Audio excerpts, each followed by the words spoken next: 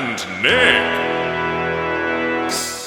Welcome to That Superhero Thing podcast, where we discuss the latest superhero and comic book movies and TV shows. I'm your host, Nick, and joining me, as always, is my co-host, Anthony. Hello. You alright? Yeah, what was the point? I don't know, I just felt like I needed to point it, yeah. I just felt like I needed to point just to be a bit more... I felt like I was on a really shit game show then. It's not a shit game show, it's a shit podcast.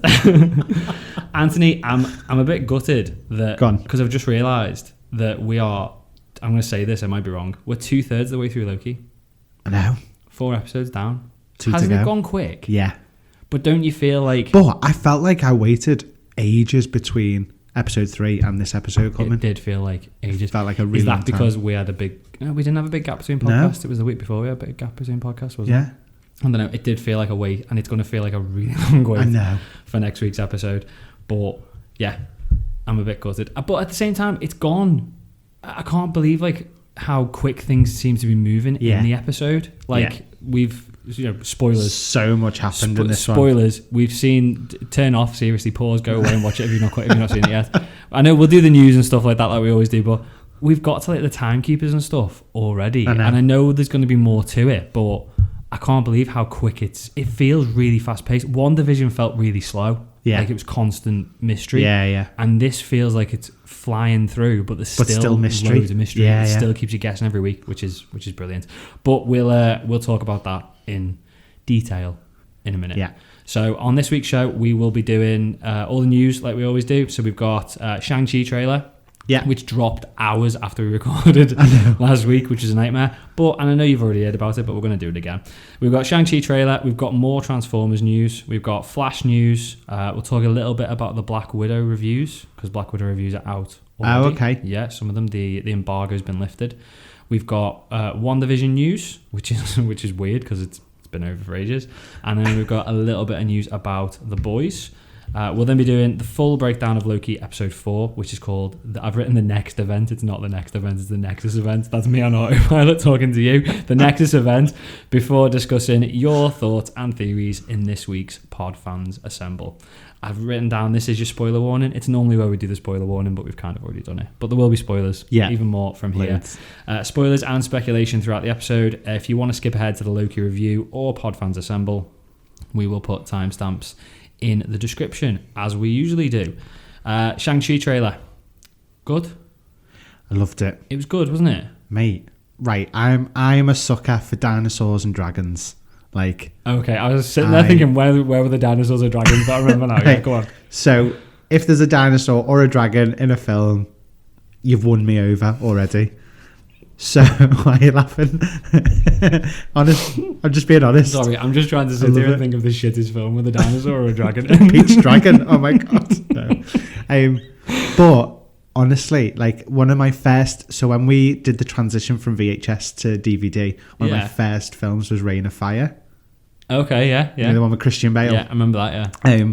But I just loved them. So as soon as I saw that dragon underwater, I was like. And it's made me about 10 times more excited. Just because of the dragon. Just because of the dragon. Like, I just love it. Look good. I think I'd heard there was going to be like a dragon in it, and I think I'd seen some Funko Pops. But I was still like, is it going a bit too far? Will they do it? Or will it be kind of hidden or like just sort of like talked about a bit? But the fact that they're going full on. I mean, there's like a giant green monster in a cage fighting at the end, which we'll get to in a second. But it's like, you know, it just felt like it would be a little bit silly. But and I know we've only seen it for like 2 seconds in the trailer, but it looks like it's not going to look ridiculous. Yeah, in the movie. If you get what I mean. It seems to have a lot more focus on the relationship between Shang-Chi and his dad. Yeah. In this one, like, you should be bad. It's the Mandarin, isn't he? Yeah. But it's like, he's really, you might have like gone away and had your own life for a bit, but you need to basically be the next.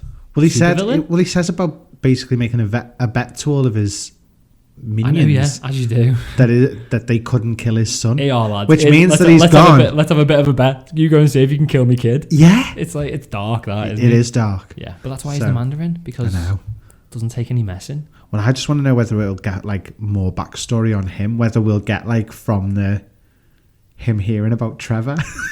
I've just got visions of him just sitting watching the telly and he just turns it off and goes, twat.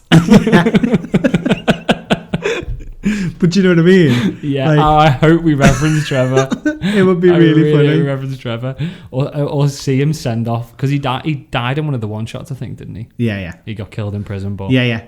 Gutted he got killed in prison. I was hoping maybe they'll just put him in the ring against the Abomination. You just like that'll be the secret cameo with his can. Trevor trying to reason with the Abomination in the cage fight. That'd be amazing. But yeah, so we did get to the cage fight as well, which came out of nowhere at the end of the trailer. Yeah. When I read, because I think we woke up the next morning, the trailer was out because everyone in the States had seen it, and I think I read an article on comicbookmovie.com, and it was like major mind blowing cameo. And I was like, yeah, will it be though? And I got to the end and I was like, who's this supposed to be? Is it the dragon? I thought it's the dragon because people talked about the dragon, and then I saw Abomination. I didn't even click that's who it was the first time I watched it. And then I saw somebody and I was like, oh. So I went back and watched it again and I was like, yeah, it is. And who's he fighting? Looks like Wong. It is Wong. Kevin Feige's confirmed he did an interview with Rotten Tomatoes this week about Black Widow, and he's confirmed it is Wong.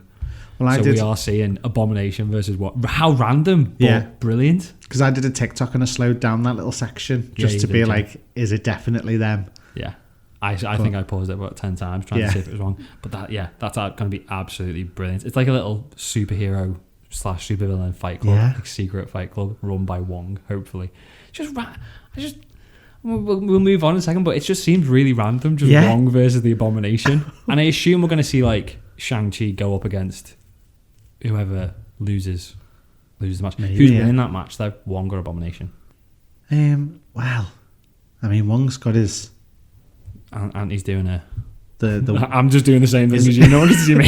His wizardry thing, hasn't he? His wizardry thing is oh my god, what's it called? His spinny hand thing. You know what I mean? When he opens the portal, sling ring. He's doing sling ring. But couldn't he just like chop him in half like he did that? Well, yeah, that's what I was thinking. Yeah. So, as much as Abomination's got power, if he can't actually touch Wong, but Abomination's in She-Hulk, isn't he? Tim Roth's back in She-Hulk as Abomination, so they're not going to chop him off. Well, no. But then the other thing is it cheating if Wong walks through one and goes somewhere else? Well, I just think because it's in the ring. And the sling ring is in the ring. So is he actually leaving the ring by going through the sling ring? Yeah, there's too many rings. Okay, there's far too many. Sonic will turn up. Yeah, no. What a crossover. Yeah, do you know what though? But again, it kind of wouldn't surprise me at this stage, to be honest. WandaVision. Let's talk about WandaVision. Do you know why I'm talking about WandaVision? I have no idea. Don't you? No. So it was sort of pointed out by someone on Reddit that the post-credit scene in WandaVision, where you see the sort of the camera panning to the little log cabin, and she's on the front deck, and then you go in and Wanda's in there floating. Yeah. They've changed it on Disney Plus. Yeah, they've changed it very, very subtly, but they've changed it on Disney Plus compared to what it was in May when it came out. So they've changed the trees. There's more trees for some reason, but it is different because it's got like videos of what it was previously when it first came out off YouTube and what it looks like now, and everyone's sort of like freaking out because it looks like there's a figure floating down from the mountain in the corner down to the mountain. Now, there's nothing there, but it's like, you know, if you were trying to make somebody look invisible on film, you'd kind of like, it'd like look a bit watery, like there's something there, but there's nothing there. It kind of looks like that floating down, and it does look like it looks like Doctor Strange in a cape or something like that. But I was going to say, if it's invisible, maybe it's Drax. Way! I like it. Thanks. But maybe it is Drax. Maybe just eating crisps coming down the mountain. That'd be brilliant. Very slowly, so you can't see. I think I don't know why they've edited it. I imagine they've edited it to make it look better because they're going to use that scene in Doctor Strange, maybe. Yeah, but I think that they've just made a mistake because as the camera's panning in, the figure doesn't get any bigger. Right. If you get what I mean. And it starts in the distance, and you'd think that if it was... and it doesn't move on the screen either. It's like there's like a little drop of water on the screen in that shape, and it's just moving down with it. But obviously it's on everybody's screens. It was not just mine. I tried to wipe my screen, but it didn't do anything. So I think it's either just a mistake, or maybe they are going to maybe Doctor Strange is in that scene and they've like wiped him out, but they've just not done it very well. Yeah. And there's like a little hint as to where he's going to be. But I don't know. I can't imagine why they Weird. changed this. Why would you change the scene now? Well, I've also heard, and I can't remember where it was from. It's just while I've scrolled through Facebook and things. Yeah. But I've also heard that they're already in discussions about season 2 of Loki. I've heard this. So I was just excited about that. It'd be good. Just thought you'd throw that. I just thought I'd throw it in there just while we're talking about the series. That's news. Anthony is excited for Loki season 2, which I would be excited for Loki season 2. I suppose it depends on how it ends, doesn't especially if there's that many Lokis. Like, it'll just be like it's Loki really funny because I remember what we were talking about when we first knew that the Loki series was coming, and we were talking about them like jumping in and out of different scenes of like all sorts of stuff, and just seeing them in the background doing something completely different to what's going on in the foreground and all that kind of stuff. And this has just been totally different so far. Nothing like what we thought it was going to be. Yeah.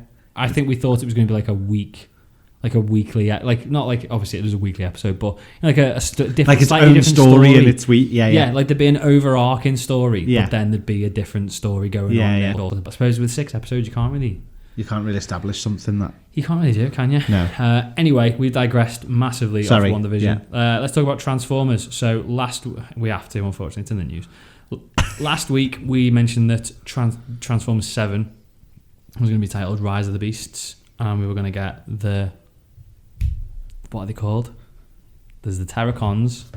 There's the some. I forgot this already. I have no idea. Maximals, that's it. The Maximals, and there's Optimus Primal, who is the gorilla who turns into an Optimus Prime. He's different from Optimus Prime, apparently. Anyway, there's a point to this. Ron Perlman has signed on. Oh, I did see the Ron Perlman thing. Optimus Primal. So we're gonna have Peter Cullen as Optimus Prime and Ron Perlman as Optimus Love Primal. Ron Perlman, to be fair. That's good, isn't it? Yeah. I don't know. Hopefully we'll get some other big, decent voice cast. Yeah. I mean, Peter Cullen's a legend, obviously, because he's always been Optimus Prime, but it'd be good if we can get some more people in there. Talking about Transformers, Fast and the Furious 9.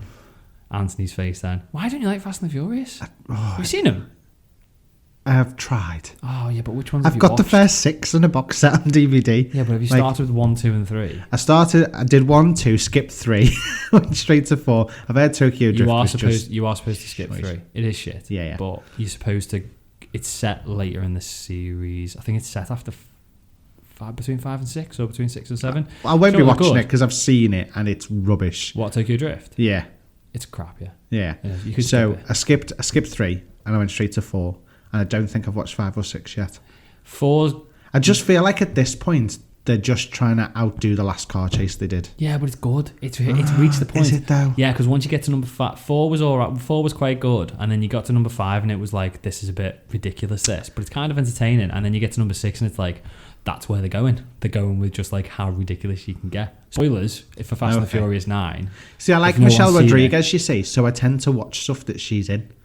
Yeah, because I really like her. I think she's brilliant. You know what? They're good, but they're ridiculous. Yeah. Again, potentially spoiling this, but it's all over the media. So if you've not watched Fast and Furious 9 and you want to, just skip forward 30 seconds. They go into space. They take cars into space. And this one. It's like Sharknado. That's brilliant. So on that sort of point, Tyrese, after last week telling everyone that Morpheus was in the MCU and it's not, he got interviewed again. This was in the interview with comicbook.com. Apparently there's loads of rumours everywhere, which I've never heard before, that they are looking at a crossover between Fast and the Furious and Jurassic World. I've heard that. I've not heard that. I don't want that to be a thing. Yeah, that'd be quite interesting. No, but if Fast and Furious are getting that ridiculous and going to space and stuff, like, I know Jurassic World is ridiculous in the sense of there's dinosaurs. But they're trying to ground it. But they're trying to be serious. It's believable. Yeah. Like in that reality. And we all know Anthony loves his dinosaur movies. And I love that. I take it far too seriously. So if Vin Diesel turns up in his flashy car, I'll be fuming. Well, you like this one then, because when he was asked about it being if it's happening, he said, I don't know anything about that, but I'm thinking that the crossover would be more Transformers and Fast than Jurassic Park. Well, that would make sense. I'd be okay with that. Vice versa. We can do that first and then get to dinosaurs. I think that'd be brilliant. Autobots, roll. I think that'd be amazing. Do you remember when? I had a thought. Do you remember a few years ago when they were talking about Men in Black crossing over with 21 Jump Street? No. Yeah, that was supposed to be a thing. That was an idea. Basically making what's his name? Jonah Hill and the Channing Tatum. Thank you. Yeah. basically join the Men in Black as part of 21 Jump Street. That would be quite funny, to be fair. Amazing. Yeah. But yeah, so it'd be that. Hopefully done on a bit of a light-hearted. Or we could have 21 Jump Street crossing over with Men in Black, Fast crossing over with Transformers, and then cross them over and have Fast Transformers in black on 21 Jump Street. I'd watch it. I'd watch it. You would as well. I think I'd have a seizure. Shut up. No, you wouldn't. Back on to a bit of Marvel news then. Just moving on swiftly. Spider-Man No Way Home. It's kind of not news. It's kind of a rumour. There's a rumour that the trailer is going to come with Black Widow in theatres in the States. And it's not going to come to the internet. The internet sounds like really old. Sounds like we're doing this in 1990. It's not coming to the internet or the World Wide Web. But they're not going to drop it on the internet straight away, and it's going to be a way of enticing people to go to the cinema. So it's not going to be on Disney Plus. It's not going to be on YouTube or the internet or the World Wide Web. Honestly, it's going to basically be like, if you want to see the Spider-Man trailer, if we are not half an hour early for Black Widow, I'll be really angry. The issue I've got is in the UK, they don't attach trailers to films.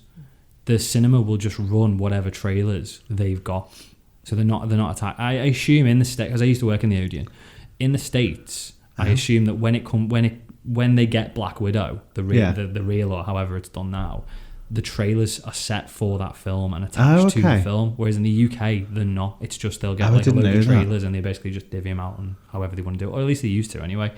But that concerns me slightly that we might not get to see it because we get. I think if they've made a point of doing it, and especially if it's coming from the same company, so if it's all coming from Marvel, they might have put it on the same film. It's still only rumour though. I know, but it's about fucking time, innit? It is. But I've heard that it's like a turning point because of the introduction to kind of the multiverse. Yeah, with Loki. I was reading about this because I was wondering, again, we're digressing massively, sorry everybody, but when I was doing like a bit of searching on what the order was supposed to be of these movies pre-COVID happening. Yeah. And apparently Spider-Man was supposed to come out after Doctor Strange. Oh, really? It was going to go WandaVision, and after Loki still, but it was going to be after Doctor Strange. So I wonder whether they've changed it slightly with rewrites and maybe structured things slightly different. I don't know. We need to get a trailer at some point though, don't we? It's taken forever. Anyway, forever. The boys' news. Laurie Holden. Do you know who Laurie Holden is? No. You'll know her. Andrea from Walking Dead. Oh, yes. Laurie Holden is going to be in The Boys Season 3 playing a character called Crimson Countess. Oh. Who apparently there's 2 different versions of her in the comics. Yeah. But from what I've read, she sounds like she's probably going to be part of like Jensen Ackles, Soldier Boys sort of like crew. Okay. But she's a good actress. I think she'll be good. I hated her in Walking Dead. Oh, I despised Andrea. But it was because she was a good actress. Exactly, it must be. Yeah. Because she's such a good. But to be fair, the only other thing I've ever seen her in is not Fast. I've got Fast and Furious in my mind. Fantastic Four. You know, they read the 2000s one with like Michael Chiklis and Chris Evans. Oh yeah, she's Ben Grimm's wife who leaves him when he comes back as a rock monster. Oh really? Yeah. I never noticed. He says. I sounded really confident then, didn't I? No, I might be completely wrong. I have got them on DVD. You know, I didn't like her in that either because she was horrible because he's come back as a rock. Talking about Jensen Ackles, by the way. Yeah. I've also heard that there is going to be a prequel series of the Winchesters that he's going to narrate. Yes. And there's been a big thing because Jared Padalecki had no idea about it. Apparently they're friends again now, apparently. How awkward is that, though? Mate, yeah. He found out on Twitter. They're brothers for 17 years. They weren't really brothers. No. I mean, like, they played brothers on camera for 17 years. They might have hated each other. 17 years? Is that how many seasons of Supernatural? Yeah, it's like 16, 17 series. 16 series there is altogether. Supernatural. I've watched series 1. I thought, that's good, I'll get round to number 2. And yeah, it's not happened. I've seen them all. Oh, no, I need to catch up with that. Black Widow reviews. There's loads of them out. The embargo lifted, I think it was on Tuesday or Wednesday. We're only a week away now. So yeah, I'm surprised that they've come out this early, to be honest. The reviews all say that it's amazing, really positive. I think it's on 89% on Rotten Tomatoes. Not that anybody cares what Rotten Tomatoes says, but I suppose it's an indication, isn't it? There is a post-credit scene. Okay. One. Apparently it makes you do that. Makes you gasp. Oh, when you really? see it. Yeah. Can't imagine what it's going to be. And apparently Florence Pugh is the standout as A sister. a sister. Yeah. Can't remember her name. Yelena Belova.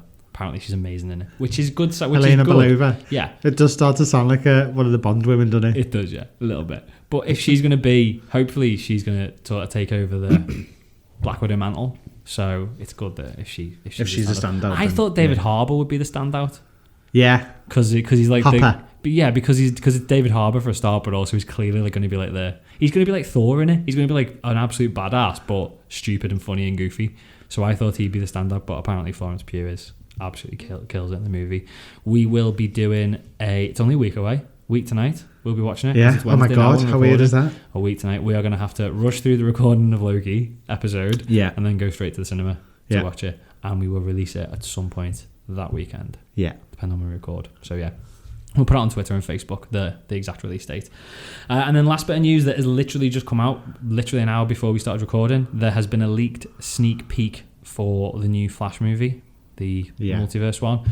I did watch it. I tried to show Anthony. It's been taken down. I kind of understand why it's been taken down, because we get our first look at Michael Keaton in costume. Should have screen recorded. Didn't. I thought it'll go and get taken down. I don't know why didn't they get taken down, because there's like one of the characters is all covered with like a spoiler triangle. So you think they meant to send it out to hold that one thing back? Yeah, and to try and sort of build up a little bit of hype in the middle of Loki. I mean, it's a good time to do it, innit? To cause a bit of a stir in the middle of Loki. So we see Michael Keaton as Batman in his costume. We see Supergirl, Sasha Calle as Supergirl in her costume. Flash, and then we also see someone else, as I said, but in all the shots that he or she is in, they've covered him up with like a big yellow spoiler road. It looks like a road sign. So it's a spoiler warning. I think people online are hoping might be a strong word.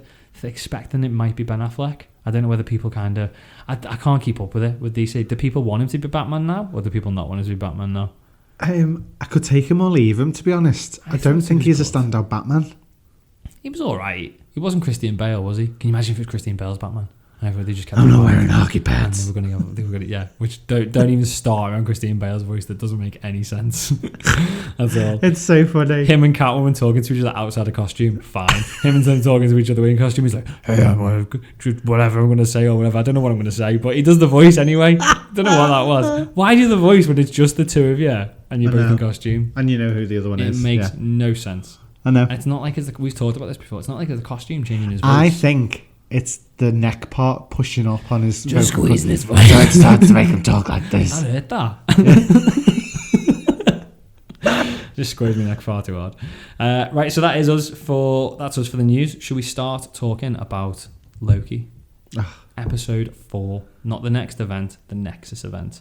As we've said, there will be spoilers. We're going to do as we normally do. We'll sort of break down each little scene briefly, just to give you a bit of an insight into what happened, and then we'll sort of take it apart. So the episode opened with another flashback.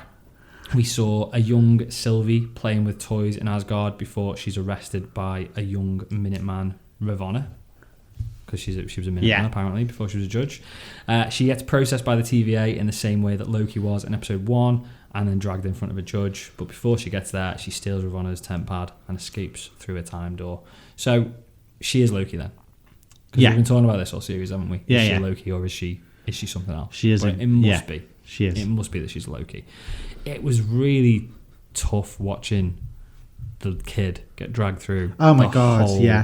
The whole process. I mean, it was hilarious. We talked about how funny it was. Stop hurting him about the other guy. Yeah. Like, I was just... But young Loki, even young boy Loki, seemed alright as a kid. It was like when we went back to the Thor, when we did like the Thor countdown, not Thor countdown, Loki countdown, we both said he sort of like slowly turned to be a bit of an idiot and evil kind of. So it makes sense, but it showed, it's like you say, it shows she wasn't just pure evil from day one, doesn't it? Well, if you look at her, like that, she hadn't had time to do anything. Like, she sat there and she's talking about Loki like saving the day, you know, and she's sitting there playing with the toys. Yeah. So I don't, right. So it's kind of a theory. It's not a theory. Go on. But I think that whoever she is, yeah, as in Ravonna. Ravonna, yeah, I don't think there was a reason for her to take that Loki. Do you reckon? No.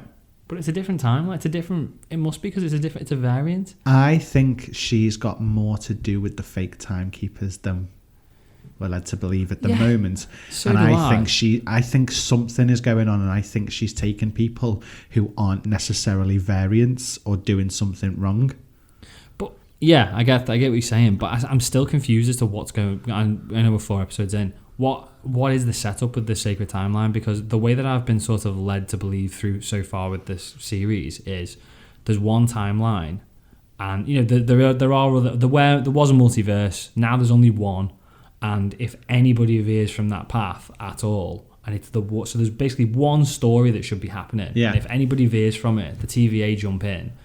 And they basically wipe out the branch and prune everything. So how have we got... I mean, that Loki... I was going to say, but since you said last week about how have we got other variants of Loki that don't look the same... Exactly. If there's only the one timeline. Yeah. And again, that and how have we got... completely. How have we got... I mean, that kid... Because the first thing I don't think there is a sacred timeline. I think it's just their timeline. It's like the... But how are the TVA... It's like, what are the TVA members who... I know the variants, but what do they think is going on? Because, I mean, that kid... was what, 10, 12? Yeah. And they thought nothing of just dragging her away from everything. But it's not even that. It's like if the one timeline is supposed to be that Loki is a male and he's the frost giant, whatever. That 10-year-old female Loki that we saw must have been hundreds of years old because of how sort of slow they age, I assume, because Thor's thousands of years, like 1,500 years old, isn't he? Yeah. So why wait to the point where she's even got to be 10 or however old she is to get rid of her? Surely as soon as a female Loki was born, they'd go, no, bang, done. That's not the story. So it can't be what we're being told, can it? There must be this multiverse and they're trying to get it down to one. Yeah. And yeah, I'll cover it when we get there, I suppose. But yeah, I found it quite interesting how when we talked about it in the first episode when we saw Loki getting processed, it was hilarious. We were ripping it apart in a good way, but saying this was hilarious, that was hilarious, the way that this was happening, and nothing's any different. And this was such polar opposite, wasn't it? It was hard. It was tough to watch. You just felt so sorry for this kid all the way through. Also, and I'd just like to point this out. So when she's walking through to the court, have you ever noticed the image on the floor, like the crest or whatever? The sword. It's a sword and a shield. Oh, I only noticed it was a sword on the second. So I noticed the sword the first time, but I noticed then it's got a shield around it. Well, that shield, I didn't know it was a shield. I recognised that there was a sword going through some shape. Skipping to the end, that shape is in light behind the Timekeeper. Yes, saw that as well. So is it a shield? Imagine this whole thing is Nick Fury. Imagine. It wouldn't surprise me. No, but I'm just thinking, because obviously we've had shield for so long, then the sword was introduced, and then we suddenly see a sword and a shield on as the background thing. It's just making me think there's got to be something I get there. What you mean, yeah. And I don't know what it is. I've literally been sat there racking my brains thinking, can I get a theory out of this? And I can't think of anything that's kind of logical without it just being a surprise. Yeah. And Nick Fury turning up or something. Do you know what I mean? Yeah. So it is weird though, isn't it? Yeah. You think they could have just gone for something, unless it's from the comics. I mean, we've not read all the comics. Yeah. People know, but we've not. It could just be like replicated from the comics, I suppose. Yeah. The other thing I thought though was, because I had to rewind it and watch this even on the first time I watched it. Ravonna takes her in. And Sylvie, which I'm assuming this is Sylvie, stamps on her foot. She stamp on her foot and bite her, and then she runs off and gets the temp pad, and she just stands there for like a good 30 seconds messing about with the temp pad, opening the door, get off. It's like, why has no one stopped her? Why did Ravonna just sit there? She did just because I thought that I was like, that escape was lame. But I rewound it because I thought, has she put a collar on her or something? Did I miss Kid Loki putting a collar on her or doing something to her to freeze her there? But she didn't. She just stopped and watched. I think there's something going on. Is this the plan? The plan is for her to get older. think the plan is... Well, I think the plan was for her to escape so that there's always something for them to be fearful of. Something to do. Well, yeah. Yeah. Stay busy. But it's that fear thing. The variant has constantly been going and getting and destroying teams of people. Yeah. Has she? Has she actually been destroying teams of people, or are they just being told she's been destroying teams of people? Now, we know she fights them. We know that she does kind of beat them down and stuff like that. But are they also kind of caught like fear-mongering as well? Yeah. So that people stick to the religion. And I think it's that kind of thing. It's that blind faith. Yeah. And then the people at the top kind of scaring them into staying in line. Yeah. I do wonder whether, because you got me thinking, like, when you're saying, like, is she the one who's been, topping all these people? Yeah. The 2 points, I mean, so far from what we know from actual Sylvia herself, yeah, she's always been hiding out in apocalypses. Now, she didn't hide out in the apocalypse in the medieval times because she was trying to get the information. Yeah. So I'm working through this in my head as I'm talking. So maybe she is hiding out in them, but she probably has been killing the teams to try and get information on where the TVA is. Because a bit of me was thinking, is that all? No, falsified? I don't think she's not done anything. Oh, I thought you were going with that. I was thinking, I wonder if she's not, and it's all sort of staged. Well, she's had conversations with our Loki that she has killed a lot of people and all that kind of stuff. So I'm not denying that. But what I'm thinking is, has Ravonna been kind of, what's the word? When you like big it up more.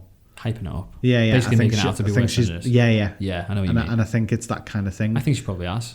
And I think that's part of it. Because if you look at it, so you've got these three, you've got all the three timekeepers all in her office. Yeah. The statues of them. And if there's no way she didn't know what was going on. I'm not convinced. No, She knew. I'm not entirely convinced. I'm at 100% certainty she knew. I'm not, and I'll tell you why I'm not convinced when we get to the bit. But and I was all the way through. I didn't even doubt the fact that she knew, and this was all like set up by her. There's one thing I got to at the end, but we'll get there when we get there.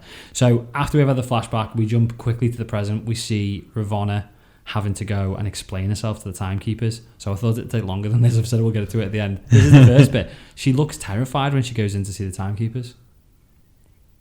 Doesn't she? I mean, it's only her there, but she looks like she's absolutely bricking it when she's in that elevator and then opens and you see their eyes, which was amazing for the first time. Yeah. But because I was surprised that we were seeing them that early in the episode. Yeah. And then so we'll just do the bit and then we'll go back and sort of pick it apart. So she sees the timekeepers who we see for the first time. She then updates Mobius on the situation with C20 because he asks to speak to C20, and she basically tells him that she's died from the enchantments. Yeah. Which is clearly insanity, basically, isn't it? Yeah. She's just gone crazy. Basically, Sylvie's messed with her head. But the fact that she goes on to say, she says to Mobius, she says that every moment those variants are out there, we're all in danger. And I know she's trying to sort of sell that to Mobius. Yeah. But I do she looks terrified. Herself. But I think that's because she knows who's really behind it. I don't think she's the top dog. No, I don't think she's top. No, neither do I. I think she knows what's going on. But I think that the real thing is scarier than the timekeepers. Well, like Mephisto. Yeah. Mephisto could be Mephisto. Could be. Anyway, we jump back to Lamentus 1, where Loki and Sylvie are literally waiting for death as the planet draws closer. Sylvie basically declares herself a failure, but Loki praises her and says that you've done really well. He's saying her efforts have been absolutely amazing all the way through, and she shouldn't be sort of thinking that she's cocked everything up. They end up holding hands, and this triggers a branch in the timeline, unlike anything that the TVA have ever seen. And then both Loki and Sylvie get extracted and extracted. That's the word, isn't it? Yeah. And taken into custody. So going back to like Loki and Sylvie, because they have a moment. They have another moment here, don't they? So again, the fact that she says, I think I had this doubt in my mind that little girl at the start was Sylvie. And I don't know why. I think the fact that the little girl had black hair and Sylvie's blonde, that didn't help me at all. Yeah. That didn't help me at all. But again, I think it was just the fact that she was like, I remember Asgard, I remember my people, all that sort of stuff. Yeah. It's sort of confirming it is. And she says, I think she kind of, again, it's going against all these timelines. She says, as soon as I created a big enough detour from the sacred timeline, they came and got me. Yeah. Because it was clearly going to create some sort of Nexus event.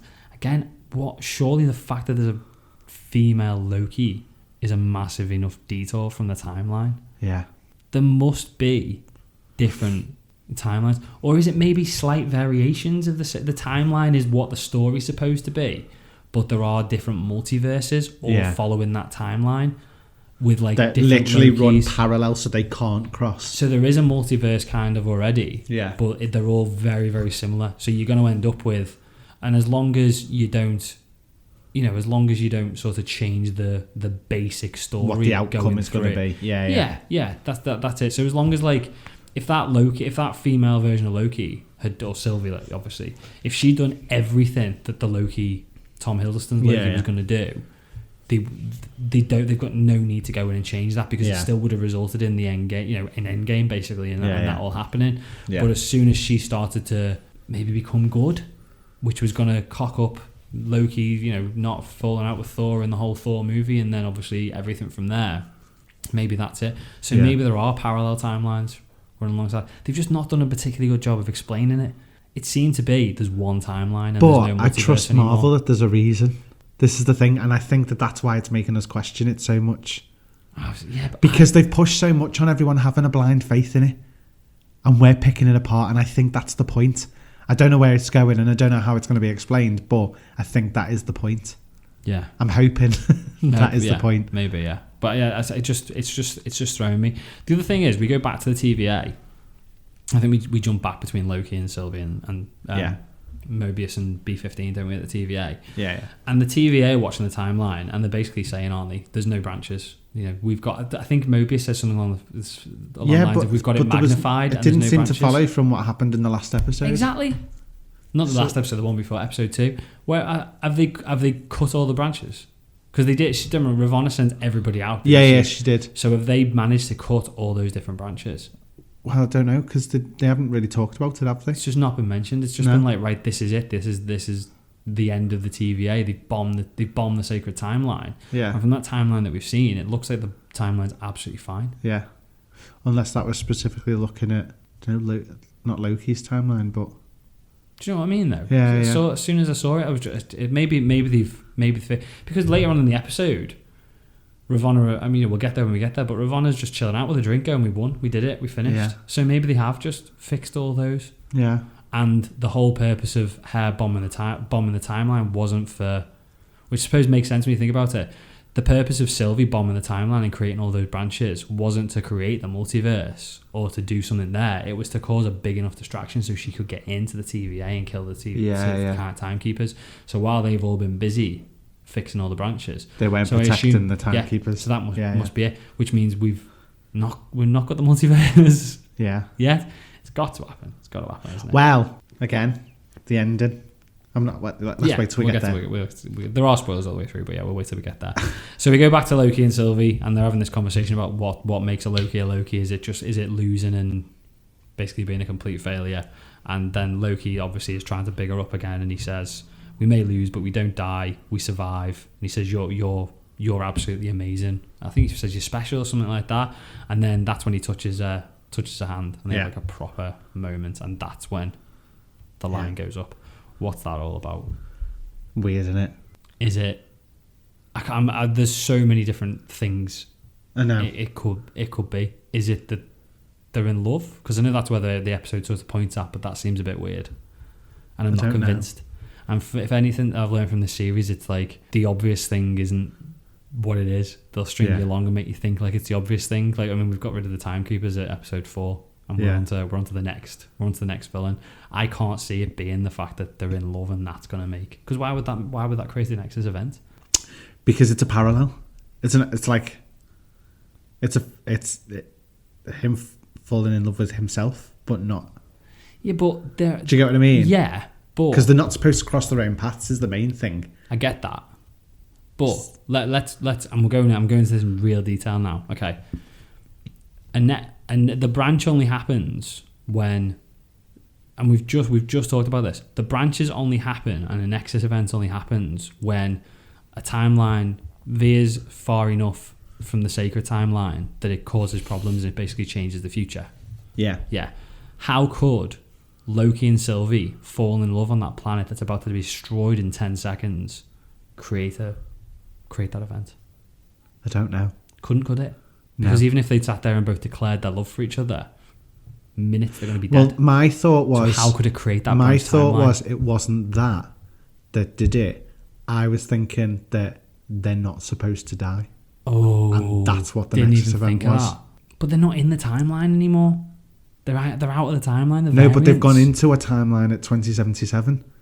And the idea is that the apocalypse event ends everything. But so because they can confused. actually get out. Like, do you know what I mean? Yeah. And I don't know whether... Because the thing is, like, I as much as there is a set timeline, I always think that time is being written as well. And I think that... the Timekeepers, apparently. Yeah.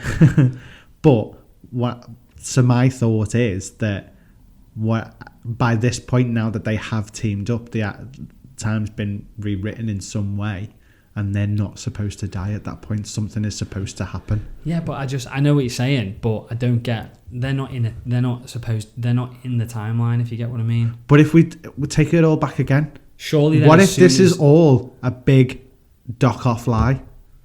Yeah, well, I think it probably is. But surely, if they weren't supposed to die, then the timeline would have started veering off when they broke the temp pad, because that would have been their death. Or time would have started veering off as soon as they landed in that apocalypse, because they can't get out, because they know the way that it's going. But they're not then going to escape that apocalypse. We've only seen them start to realise the break off at the very last moment. Yeah, but it that shot up. But that could have been starting from when the temp.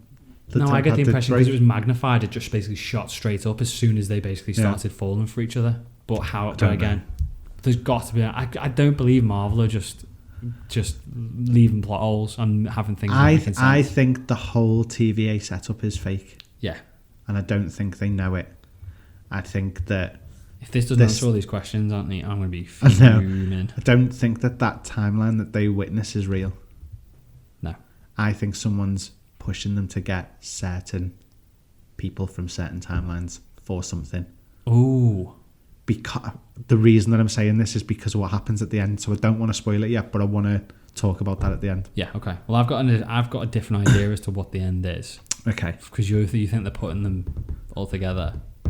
Or someone's getting these together. I don't think someone's getting them together necessarily. But we'll get there when we get there. So before we move on to the next bit anyway, so once they get extracted, they both get basically taken away. So Loki and Sylvie get taken away. I thought it was brilliant how upset Loki was that Sylvie had far more security.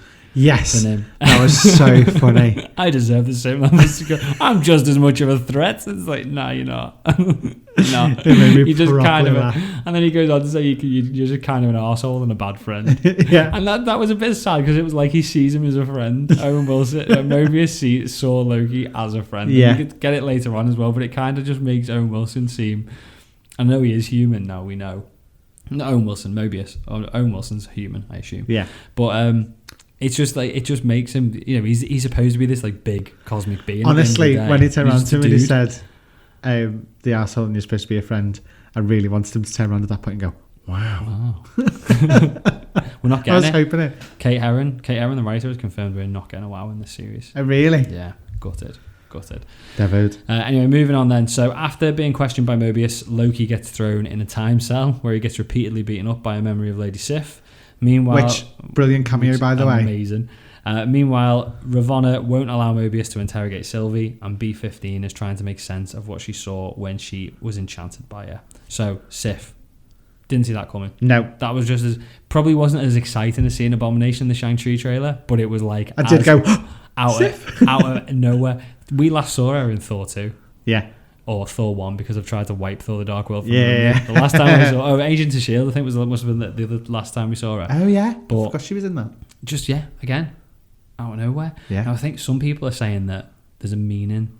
I know it's been out for hours, this episode. Yeah. But there's a meaning behind her being there, and it's not just a random cameo. It's a way of trying to remind us who Lady Sif is, because maybe she's going to become a little bit more important further down the line. Oh. Which could be, because it's clever. I think it's just a cameo. I think they've just gone, what can we do? We've not seen Lady Sif for ages. Yeah. But it was brilliant, absolutely brilliant to see her in it.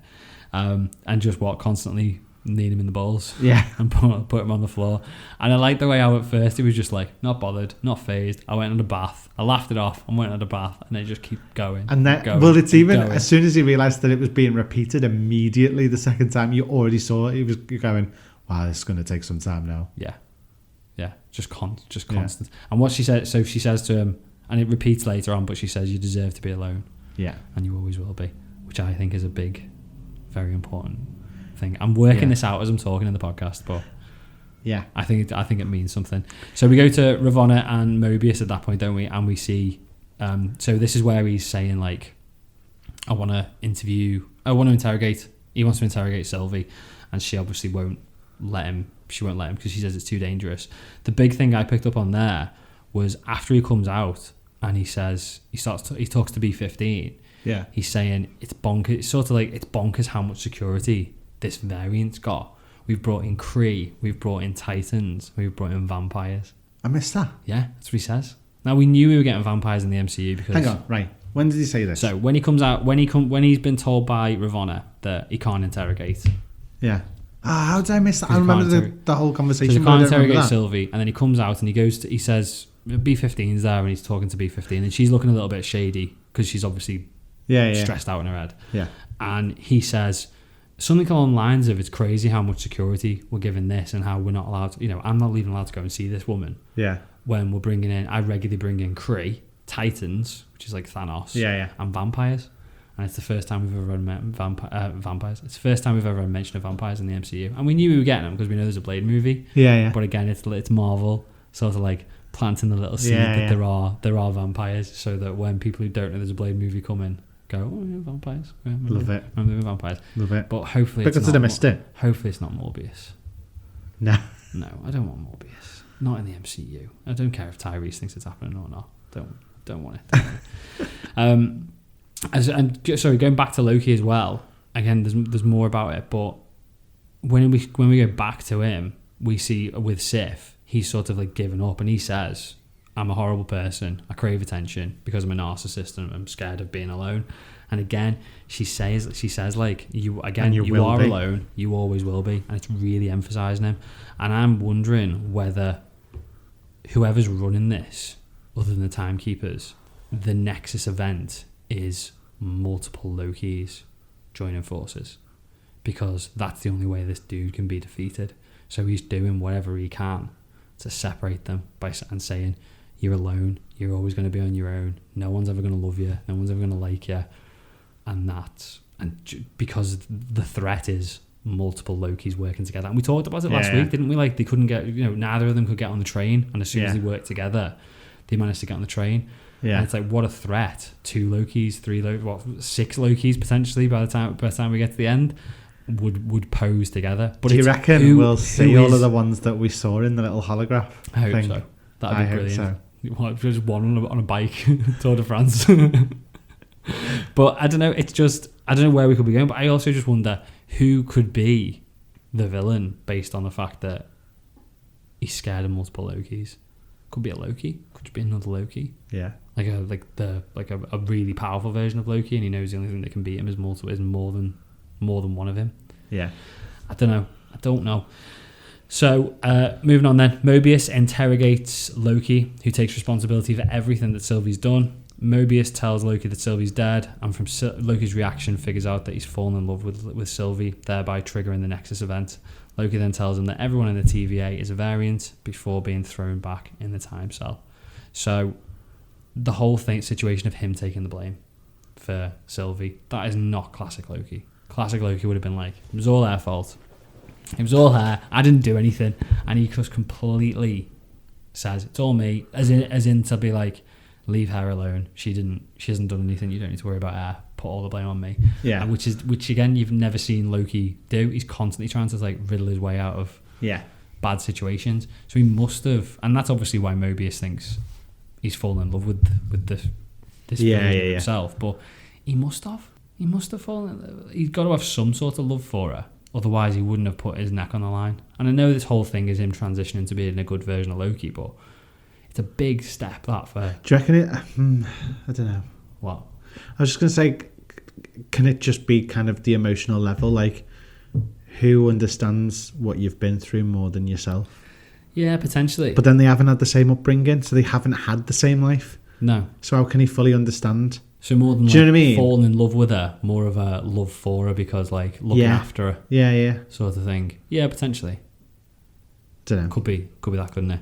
But again, what we talked about last week when Mobius is like, you're a narcissist. You've just you of all people would be the one to fall madly in love with yourself. Yeah. It's like nobody else. It's weird. It's sick, but you somehow managed to do it. And then at the end of that bit, when he finally tells Mobius, you're a variant.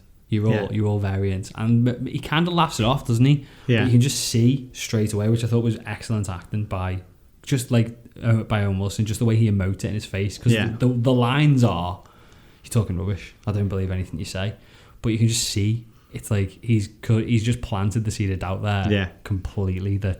That's what's happening, and obviously we know it goes on to something else, but I thought that was quite interesting as well.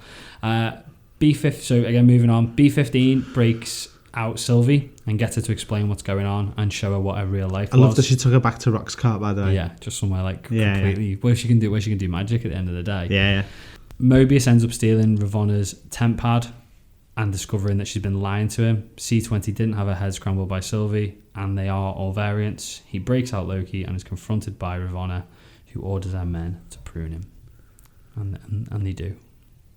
Which was awful. The minute that happened, I was like, he's not dead. This I pruning wasn't. thing. No, I was. I was wasn't. like, I know Marvel will do things to shock you. I know that they would, but I was just like, they won't have killed off Owen Wilson. See, I was completely the other way. He was only, because that would have meant he was only in 2.5 episodes. Yeah, I just thought... Because he wasn't in the last one at all, was he? I genuinely thought that was him. No, I just went, nah. No, I as thought... soon as I saw it, I was like, nah, not dead. No. Something else happening with them. I thought that maybe it wasn't the end. I thought it's a bit too soon for Owen Wilson to die, but I thought we'd end up with another variant of Mobius. Because I didn't think that was going to be it for Owen Wilson, but I was... But now that we're finding out that they are variants themselves, there's another one roaming around somewhere. We could just have another one, yeah. So that's where I was going with it. I just thought, right, that's it. That's going to be and it's going to be sort of used as Loki, because they talked about, we're going backwards here, but they talked about like how he's like friends. They basically made friends again, didn't they? Yeah. Him and Loki, it was like we are friends. Or I think Loki's the one who said, how about having a friend go with you? But I thought that was like the way of Marvel sort of giving him something to avenge, which is kind of like what the Avengers did with Coulson, isn't it? Yeah. But giving him something to avenge. So I was convinced that was him. But again, I thought the little conversation he had with Ravonna beforehand, it's like, oh no, nothing's going on. He's like completely trying to sort of get out of the situation. Yeah. And then he just like goes in at her. And the relationship that they've had was like very... like there was a proper relationship going on with him all the way through. So to see him being like, no, you're lying. I could have been a jet ski rider. Maybe I was a jet ski. I'm pretty certain my life revolved around jet skis. I had a jet ski. I've seen a jet ski in person at some point. Yeah. But yeah, just him getting killed. I was just completely taken aback. I was taken aback by it, but like I literally sat there, just looked at the screen. I was like, nah. No, I didn't. Nah, not dead. They completely. I mean, not dead. We don't know. But if we think we don't know he's not dead. He's not going to be. It's a transferal device. It must be. It's not a deletion. It's not a killer. It's transferring anything that's been pruned. It's a teleport device of some form. It's got to be, hasn't it? Yeah. Thank God. Thankfully, we get more Owen Wilson. We need a wow. We need to see him say have a wow. Going back to B-15 then, taking Sylvie to Rock's cart. Again, B-15 all the way through has just been hard as nails, no emotion. We've not seen any emotion in like the first 3 episodes. Yeah. From it, even when she woke up having been enchanted in the Rock's cart initially, she didn't really seem that fazed by it. It was more sort of like brush yourself off, get back up, you're doing the job. So to see her like crying. Yeah. And being like, I looked so happy. Again, it was just like, it was quite emotional because how much it's changed her. Yeah. And obviously we see her come back. She saw variants as complete scum, didn't she? And she had no fear about vocalizing that all the way through the series so far. Like it's calling Loki like, So lower form of life and all that sort of stuff, because yeah. you're a variant and I'm created by the big powerful timekeepers and I'm something special because I've been specially your cosmic mistake. Yeah. Yeah. So she now is a cosmic mistake, but she doesn't seem. I think she seems upset at the fact that it's happened rather than the fact that she is a cosmic mistake. Yeah. It's more, she seems quite happy and like, I wish I was still there, really. And it's more of a, again, it becomes a bit of a revenge mission for her. So moving on towards the end then. So after realising that B-15 has also discovered the truth, Ravonna takes Loki and Sylvie to be pruned in front of the Timekeepers. This is what I've got an issue with, but we'll get there. No, let's cover it now. Right, let's cover it now. I'm sorry. Yeah, right. So because it's quite detailed, this whole sort of. And she puts and then said an APB. Then I've been watching too many true crime stuff recently. She puts a what? An APB. It's a American term for like what, to go and find B-15. Yep. For police to be on the checkout for a registration plate on a car or something. Oh, right. Or a person. So she does. So she does something along those lines to say she's been affected, hasn't she? So they're after B-15 as well. Yeah. So because she realises just from the look, it's the look that Sylvie gives her when she goes into that, and it's like, oh, you're in so much shit now because everyone's onto you. Bitch is onto you. This is all going tits up now completely. Yeah. But so it was just like little bits of it. So when she drags her out then to go towards the Timekeepers, again, tiny little thing, and sounds like really sort of like stupid and cheesy, but when Sylvie first sees Loki, then she just looks at him and she's just like, "You okay?" And it's just like pure like something love else between them. Yeah, and something else I noticed as well, just while we're on the subject of this, Ravonna. You know, every time we went into her office, the theremin started playing. No, didn't know. Okay, so every time we went into her office throughout the series, the theremin's been playing, right? Now that she's getting more screen time, every time she's on screen, the theremin starts playing again. I'm not even picked up on this. Yeah, I don't know why I picked up on it. I think it's because I think the theremin's cool and different as an instrument compared to other stuff, so I hear it when it plays. Yeah. And I noticed more and more that it was coming across when she's in the scene. I didn't even twig. And it's then, clever though, I like that. Well, it meant when I watched it the second time, before we give anything away, but before the thing that happens. Yeah, we've done spoilers. You can say. Okay, so just before Loki gets pruned, the theremin starts playing. Just before he gets as done. If like a warning. So a warning that she's coming. So you were already onto it. I was already onto it. And I was just like, that's really cool. Yeah. Sorry. They've just ruined it for you though, haven't they? Because you knew Loki was going to get pruned. No, because I didn't get onto it till the second time. So the first time I didn't, but the second time I know it's coming. So I'm kind of looking at everything else that's going on as well, the way you do. And I just heard it and I was like, oh, she's about to do it. She is bad though, isn't she? It's like in the lift as well when she's saying like, Sylvie says, "Can you remember what is this Nexus event? Why did you pluck me from my life?" And then the smack, just like, don't know. I just want to smash her in the face at that point. She must. Yeah, she knows, but she's just like trying to. I think it's because there isn't one. Dig. This is what I mean. This is part of the reason that I said to you. But I'm still not convinced. I don't think that there's a reason. And this is the reason. Yeah, but this is the reason why I'm not convinced Ravonna doesn't know anything. She takes him in the lift. Yeah. And says, so she basically gets rid of the guards. So the Minutemen are gone at this point. There's two guards in there, 2 or 3 guards in there who are like, I assume, special privileged guards who are allowed to see the Timekeepers. Yeah. But if there's no Timekeepers and she knows there's no Timekeepers, why take Loki and Sylvie before these 3 timekeepers and put on this massive display? Why not just take them into a room and top them? Why get them to talk to these robots? Why has she got these 3 robots? Because that's what they are. Spoilers. I've said spoilers too late, but we've done it already. Why has she got these 3 robots putting down Loki and Sylvie if she's just gonna top them? Or is it because she knows the pruning sticks don't top them? Yeah. But it just seems like a lot of bravado when you're just going to kill him.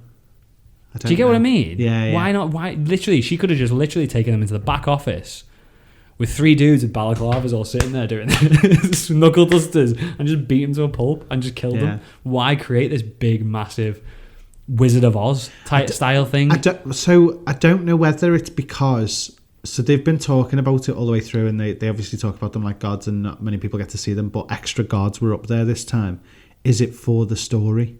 Is it so that the gods can go back down and go, I saw them, and... this happened while they were up there and blah blah blah, and it's to carry on feeding that story. That's the only thing that I can think. Maybe. See, I'm thinking more along the lines of the sacred timeline stuff's a load of rubbish, and Ravonna is aware of that. But I don't think she knew that those timekeepers weren't real. That's the only thing I don't think she knows. I think she thought that those 3 timekeepers were the 3 timekeepers. And that's it. That's who's running the show. I'm not convinced she knows who the big bad is. Maybe we're wrong. We'll find out next week. Probably for the first 10 minutes, the way that this is going. But that's the only thing. That's just the thing that doesn't make sense. Why take them in there and create this huge situation if it doesn't, if nothing's real, basically. So carrying on anyway. So Loki and Sylvie end up talking to the timekeepers and getting basically put down by them. Loki and Sylvie are about to be pruned when B-15 appears to help them. They overpower Ravonna and her men before decapitating, that's the right word, a timekeeper who turns out to be a robot. So first of all, let's talk about the timekeepers. Looked amazing. I'm really impressed. So good. Yeah. And then they spoke. And then the first one was alright. First one was fine. Second one was very deep and a bit hard to understand. The second one sounded like the dude, I can't remember his name, Sam Elliott from Ghost Rider. With his moustache covering his mouth so nobody could hear what he was saying. Yeah. And then the third one, I got variant at the end and that was it. Variant. And that was all I got. It was a bit... And I watched it because we were trying to cram this all in before the podcast. I watched this on my iPad with my headphones at my desk at work today and couldn't understand a word they were saying. And then... when I got home, so I could do my notes for the podcast, I put it on the telly, decent speakers. I had it on my projector with me surround sound, everything. Thinking, here we go, I'll be able to hear what they're saying. Yeah, no. Not a clue. Nothing at all. Just got variant and that was it. Just literally could have been saying, could have given away the entire story for the rest of Loki and Multiverse and Wanda and Spider-Man. He's probably going, Tobey Maguire and Andrew Garfield and Spider-Man No Way Home. And you knew nothing, variant. It's Jon Snow, innit? And you know nothing. Yeah, you know nothing, Jon Snow. That could have literally been what he said. Yeah. And I wouldn't have had a bloody clue what they said. But so they looked amazing, sounded crap. B-15 rolling up. You kind of expected, but still amazing. It was still badass, wasn't it? It was absolutely, it was really good. Absolutely brilliant. And she's like, for all time. And it's like, and it was when she picked up the sword and threw it to Sylvie. Yeah. It was just like amazing. But she got taken out quite quickly, which is nothing against B-15. But where did she go? First time I watched it, I thought she's been pruned. Well, I thought she fell in the lift and then the lift went down. That'd make more sense. Bit shit. Bit shit. Fuck, doors are closed now. I'm done. Paul just trips up. Pressing the button against it. Come on, let me send me back up to the fight. Yeah. Or even get me down. I haven't got a sword anymore. So that was a bit weird. So I assume we're going to see what happened to her. Going forward. The fight, I thought the fight was really good, particularly Ravonna versus Sylvie. That was amazing. That was a very good fight. And I know this is the Loki series, and I'll touch on that again in a second. I know it's Loki's series, but the whole episode second half of the episode seemed to focus a lot more on Sylvie. Yeah. And it did feel like that fight, Loki was, and I know you didn't particularly like it because of it, but Loki was just sort of there dealing with like the riffraff. Whereas it was Sylvie's fight. Yeah. Like I say, it's not that I didn't like it.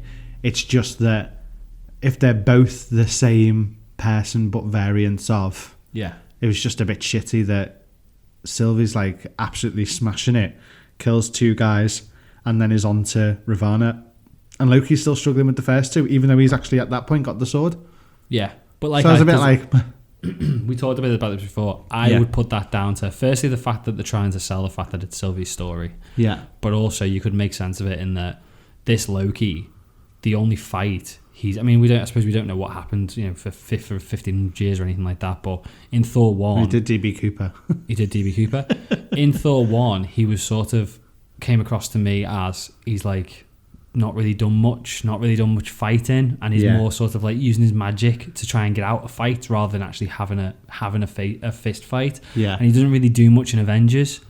No, because he just sort of sends the Chitauri in, and he's never. That's it. That's the Loki we've seen. He wasn't on Asgard fighting or in Sakaar, and wasn't fighting against Hela. So whereas Sylvie has been on the run since she was the equivalent of Asgardian being 8 or 10, fighting Minutemen. Yeah. So she would be more trained. But yeah, you are. It was very much the Sylvie show really at that stage, wasn't it? And then, which leads us on quite well. So after realising that these timekeepers are fake, Loki is about to tell Sylvie, which I assume he's going to tell her something. I'm not convinced he's telling her that he loves her, but he's about to tell her something. Ravonna pops up with the theremin playing clearly that we missed, and prunes him. And then Sylvie basically puts Ravonna on the floor and demands to know what's going on, and that's when the credits roll. See, and let's go back. Just touching on Loki sort of being pruned and being dead in inverted commas. I thought he was dead. Did you? Yeah. Well, we'd already lost Owen Wilson, and my thought. Well, I mean, I had already said you didn't on think Owen Wilson, you didn't think Owen and then when it was happened to Loki as well, I was like, no, I was the other way. Not. I was the other way, and I was the other way because I was going through that fight with this is now the Sylvie show. Because this is Sylvie versus Ravonna. Loki's just there in the background, and my first thought was, once Loki got pruned, this is Sylvie's story now, and this is Sylvia's on you, Loki, going forward, and Tom Hiddleston's gone.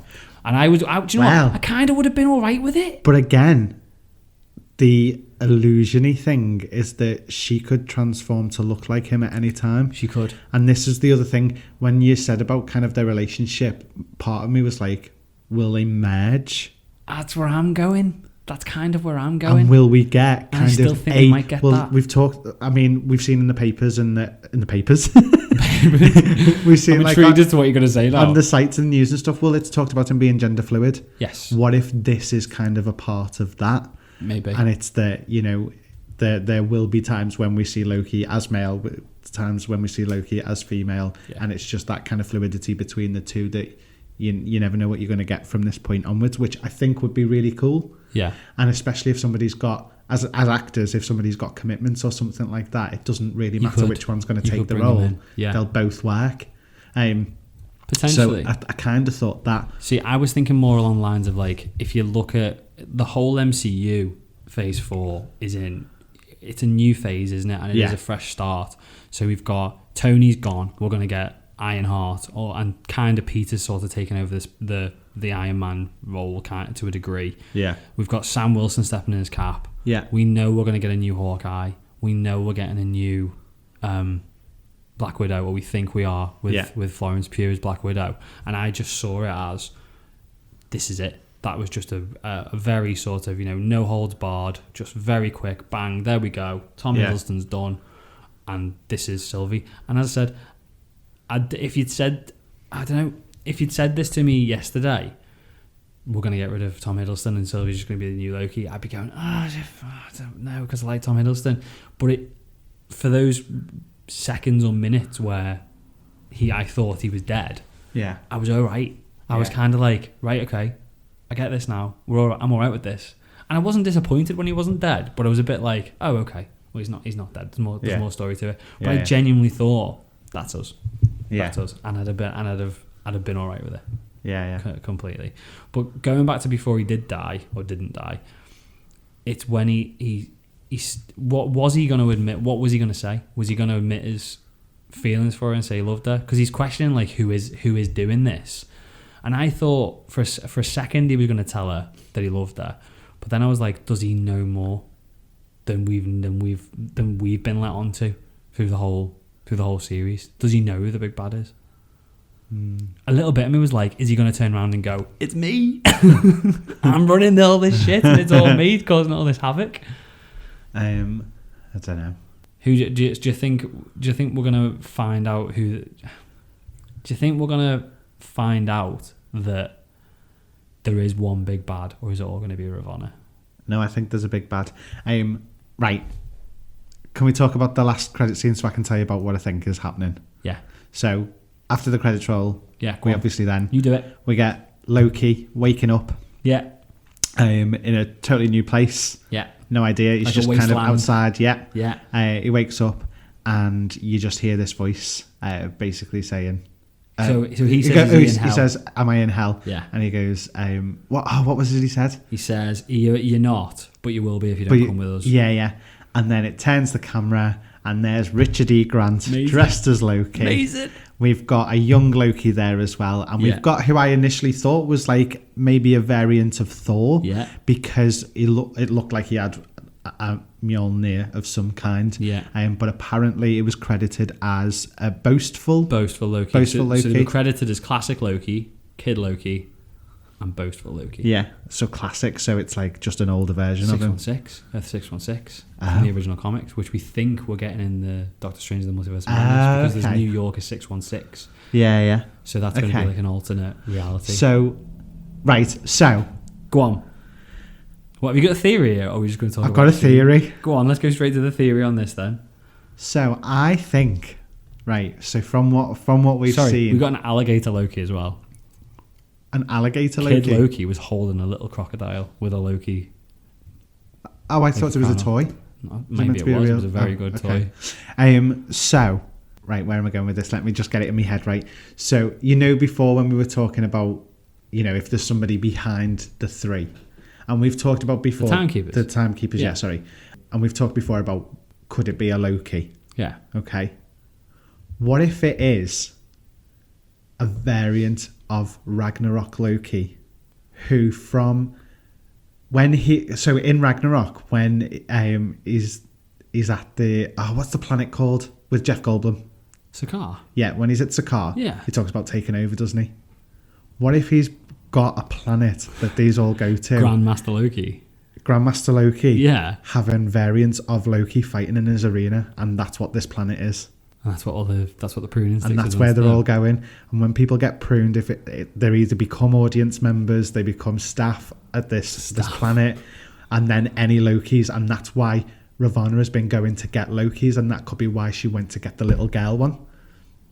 Yeah, and that's why there's no reason for her to get it, which is why she couldn't answer the question. I like it, but I don't think. I'm not sure it's going to be right. An interesting theory, though. But imagine if that's what it was. So you had Grandmaster Loki, and he's just got this arena of all different variants of Loki to fight. I'm not convinced you're not going along the right route with it being a Loki who's running this. But I think in the background, when you see the shot of like. Which the only one I was looking at was Richard E. Grant. I had to go back and look at what else was going on. I looked at him several times because I was just like... To be honest, I must admit, when I first saw them, I was like, they look like really shit Halloween costumes. Look like cosplay. It did. It just... But that's what they're going for with the Richard E. Grant, aren't they? Because it's supposed to be like classic 50s, 60s comics. Yeah. But in the background, there was a destroyed Avengers Tower. Oh, I didn't even notice that. Behind Richard E. Grant. And we've seen in trailers like a shot of Loki on his own standing in just like this wasteland, and there's a broken, like a destroyed Avengers Tower in the background. Now I'm guessing that what they've done is they've edited that shot, and they've edited Richard E. Grant and everybody out that shot for the trailer. But I think you were right with like it's a transport device, the pruning stick, and I just think what it is, I don't think it's trying to kill them, but I don't think it's sending them anywhere purposely. I think what's happening is every time anything gets pruned, and I mean anything gets pruned, that goes there. So there will have been an alternate reality. I think it's TVA, like a fixed point that they go to. The TVA will have had to prune a reality where Loki won and Loki destroyed New York. So all the buildings that they've pruned from that destroyed New York have gone and landed in that wasteland. And everything they've pruned. So you mean the reset things as well? Yeah, those reset, the reset charges, everything that gets pruned just lands there. Okay. So we'll get Owen Wilson. We'll have anybody we've ever seen get pruned in the episode, which in the series, which isn't going to be that many, but anybody who's been pruned. Do you reckon we'll bump into thingy's cart, of all of his stuff when he nearly got hit. Oh, Casey. Casey, yeah. His cart somewhere. Did that get pruned? Did it? Yeah, it did. Because that's when B-15 nearly gets him. Oh, I wonder if there's any Infinity Stones in it. Maybe. Tesseract. I don't know. Could be a Tesseract in it. Could be a Space Stone or anything in there. Couldn't there? That'd be a way out. But I think that I get the impression that that's what it is. That it's all going there. Yeah. Yeah. But that was the episode, which was the first. So it was the first post-credit scene we've had, which was amazing. It was brilliant. To be fair, I can't think of many better. I'm now so excited for the next episode, and we've got to wait a full week. I know. It's going to be hard work. It's going to be really hard work. I thought I've come away from the episode really, really wondering who the big bad is now going to be. Yeah, I'm thinking Mephisto. I'm more serious on Mephisto now, to be perfectly honest. He's coming.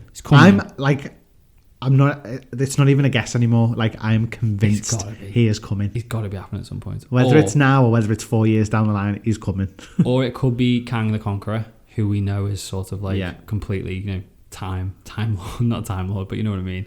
And he's coming in. Apparently, he's going to be appearing in Ant-Man 3. Yeah. Or it could be another version of Loki. I think he's trying to stop all these Lokis sort of uniting together.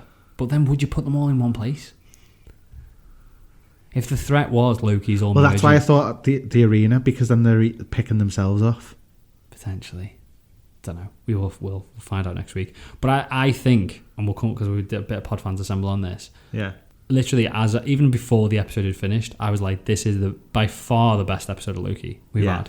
But in my opinion, it's the best of any of the episodes of any of the Disney Plus shows. Even the Agatha reveal? Yeah. I think it was amazing.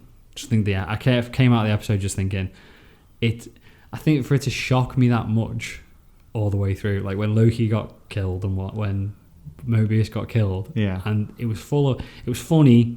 The part in it that were really emotional, with young Sylvie and B-15, it was had moments where you were just completely in shock twice. Yeah, I just think it was absolutely brilliant. It felt which I put on Twitter, it felt like a season finale.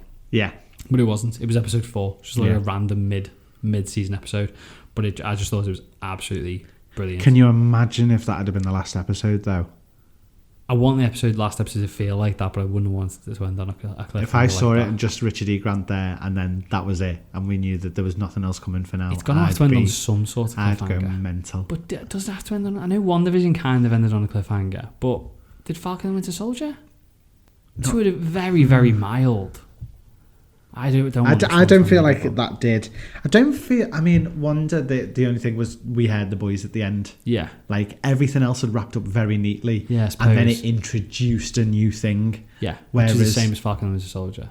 Yeah. So hopefully this will do the same. But it could very easily. But if there's a season 2 in talks, it may leave it on a cliffhanger. I can't cope with that. No, I can't cope with that because we don't know when we'd get it. Years. It could be. It's got to get sorted with Multiverse of Madness or Spider-Man or something like that. Hopefully maybe it'll be Tobey Maguire. Should we do I'm telling you, that Timekeeper was whispering Tobey Maguire and Andrew Garfield. Should we do Pod Fans? Maybe that's what the other two heads were. If they just pulled them up, it was Tobey and Andrew going, woo! Maybe, yeah. I was thinking who would have had the head chopped off? What Spider-Man would have had the head chopped off? But there isn't another one. Oh no. No, Nicholas Hammond. It's really old Spider-Man in the 70s. But yeah, let's not kill Nicholas Hammond. Anyway, should we do Pod Fans Assemble? Let's do it.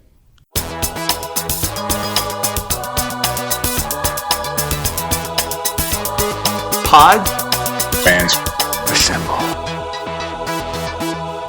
Okay, so before the show, we asked for your theories before the episode aired. We had X Radio X saying that they think Mobius is a Loki. It still could be. Yeah. Well, now that we're being told that it's a variant, you just never know. And look how different the other Lokis that we saw at the end of the episode are. We've got the Kid Loki and Boastful Loki and Boastful Loki, yeah. And Crocodile Loki. Crocodile Loki. So it could easily be a variant. Amazing. So yeah, never know. I kind of want him to be. I kind of want him to be. Imagine if B-15 was. Oh What if they all are? What if Ravonna's a Loki variant, and that's why she went through trying to get rid of all the other Lokis, and that's why she pruned her? Yeah. And that's why she was so willing to say prune me, because it's like another Loki gone. Prune who? She says it when Sylvie held the thing. Oh, she went, yeah. do it. Yeah, she did, didn't she? Yeah. She must be, I forgot about that. She must be terrified of whoever is the big bad. Yeah. Anyway, sorry. It's all right. Paul Sears, is it possible that the TVA exists within the quantum realm, as time seems to work the same in both, and therefore we could get an appearance from Kang the Conqueror? Would be a great way to introduce him ready for when Ant-Man 3 comes out in a couple of years. I also saw someone play a clip from Ant-Man 2. Yeah. In the background, there is a very small city in the quantum realm that looks very similar to the TVA. Really? Yeah. No. Yeah. Honestly, I need to Google that. That's look. So it's when he's gone back in to get Thingy's mum. Hope. Yeah. Janet. And apparently, I can't go back and say I've seen it because I haven't yet. Okay. But I've just read something somewhere that said that there's a tiny city in the. It makes sense in the far background, but that'd be quite cool. It makes sense if it was in the quantum realm. Yeah. So potentially. We've then got KJ Hagen. Season 2 of Loki will be devoted to fixing the glaring Thanos paradox because they ain't getting around to it in season 1. No, yeah. Do you know so hang on, what's the Thanos paradox? Do you know the Thanos paradox? There's so many paradoxes that. So I'm assuming that he means obviously the whole wiping out, going back in time and everything like that the Avengers were doing. Yeah, was supposed to happen. Yeah. But we've now, off the back of that, we've got an Thanos alternate timeline where because 2014 has not got a Thanos. Yeah. Yeah, so they'd have to clean that up. To be fair, though, they could have just rolled up and put a Thanos in there. Yeah. A robot one. A robot Thanos. Like the robot Timekeepers. Yeah, or... They wouldn't get through the metal detectors, would they? No, they wouldn't. They'd melt from the inside. Now move along. The kid Loki from episode 1 is the overall big bad. I'm not. I'm doing the weird look to Anthony, like smiling and shaking my head and going, "Yeah, it could be." Can you imagine if that was if he was literally the big bad? Be amazing. Be clever. Yeah. I was quite surprised though. What if it's the alligator Loki? No, because he's with the. I don't know. He's with the. Are they even good? Is Richard E. Grant and Kid Loki and are they even good? Because the Lokis are inherently. I mean, that classic 616 Loki, Richard E. Grant, would have been like a proper villain. Yeah. I mean, we don't know about Kid Loki or Boastful Loki. I mean, if Boastful Loki's got Mjolnir or his reality's version of Mjolnir, you would imagine he's probably good. Yeah. But Richard E. Grant, I mean, we said all along he might be the big bad. He could be. Yeah. Could be. Crazy. Then we've got Geeky Nate saying, okay, so Sylvie based on episode 3 is actually a Loki created by hair triggering the multiverse. So she created herself. It's like a proper paradox, isn't it? Yeah. So, yeah. I get what he's saying. It's like Back to the Future type stuff. Yeah. He's then said she didn't make new multiverses, just restarted terminated ones. I like that. Which is quite cool. I like that. And Kid Loki will be created in the show, which it's just hit. So that's it. He's here. Yeah. I do wonder whether you were talking about like the merging together. Yeah. Because like we could end up with Sylvie as Loki going forward, but again we seem to be going very much down the route of young Avengers. Yeah. So a bit of me does wonder whether they're all going to sort of merge into the Kid Loki, and that'll just be our Loki going forward. He'll have the power of all these. It'll be a bit like Umbrella Academy with having the brother that's gone through time and is actually an old man but is in a kid's body. It'd be that kind of thing, wouldn't Richard, can you imagine? They're gonna have to get. They need to get the lad who plays 5 from Umbrella Academy. Yeah. To come in as a Kid Loki with who is Richard E. Grant's Loki in his body. That would be brilliant. I know, right? Can you imagine? Love it. Right, so we've got people who have seen the episode now. Kids, what are we watching tonight? Put the Richard E. Grant looks hilariously. That's very informational. That sounds like one of the. I can't believe I said that. It sounds like one of the Timekeepers. Richard E. Grant looks hilariously out of place as classic Loki, which is exactly what I said. He does, but I like it. It is like when WandaVision did the Halloween episodes. It is, isn't it? It is very much like that. And I was just like, oh, looks like my dad's turned up to a party. Dressed as Loki. He's gone into a costume shop. I want to be Loki. Yeah. We've then got okay, so this is after episode 4 aired now. Corellia Christina said he just wanted a jet ski. Oh, he did just want a jet ski. Poor Mobius. No. He's not dead though. No, he's not. He can't be dead. He is not dead. He's going to be there. I know. He's going to be behind Richard D. Grant's Loki. I really think he might be a Loki. What if Owen Wilson is the big bad? That wouldn't surprise me. What if it's like... What if he knows that the pruning sticks don't prune you and they just send you somewhere? Yeah. No, it can't be. I kind of want it to be Casey. Can you imagine? What's a fish? I want it. Do you know what? I'd love it to be Mephisto, and I'd love it to be Kang as well. And I'd probably really like it to be someone we just don't know and we're not expecting in the slightest. But then at the same time, it'd be awesome if it was somebody we've seen so far, like the kid version of Loki, but we've just got no idea. That it's them. We've then got King saying, hard to top the moment when Monica Rambeau gets her powers, but they came really close today. I especially liked how a lot of the character work they did last episode pays off big in this one. Did. Yeah, 100%. I enjoyed the last episode after we broke it down, but I know a lot of people thought it was quite a slow episode, but it was necessary for this. Yeah. Otherwise it would have just been... I think you could have sort of structured them slightly differently, I suppose, but the previous episode needed to be a bit slow for this one to be absolutely epic as it is. Yeah. And we've got Varentet who said, all I'm going to say is it's not romantic love. It's more like a father to a child, which is kind of what we said before as well. What if it is that kind of careful rather than love? Yeah. I'm still not convinced. He wants to protect her and tell her all the things he was never told to make sure she's okay. Like Mobius said at the end, in case anyone has ever told you different, it's not a weird ship. It's not a weird ship. Yeah. I think because I'd messaged Stephanie back and said, I wonder if the Nexus event was creating a good Loki, and by him bigging her up and all that sort of stuff, and saying you are amazing, you're not a failure, and all that sort of stuff.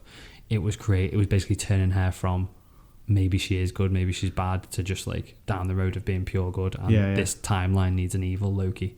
Yeah. But why would it? Because it's not a timeline. I don't know. I'm really confused. And now it is really confusing.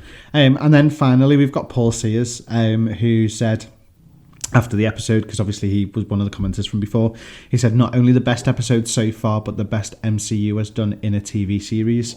This has everything, twists and turns, and the last 15 minutes was edgy your seat stuff.